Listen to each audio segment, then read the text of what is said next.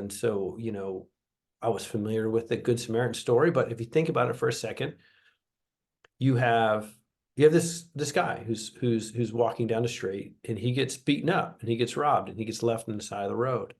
And somebody else happens along, and this somebody else has a donkey, and he's got some oil. And so he, like olive oil, and he happens upon this robbed and beaten man on the side of the road, and he stops and he cleans his wounds and he rubs it down with olive oil, which, I mean, okay. Medicine changes all the time. Who knows? Maybe in 3 years we'll be rubbing everybody with olive oil. But nonetheless, I mean, once upon a time we used tons of atropine, in arrests.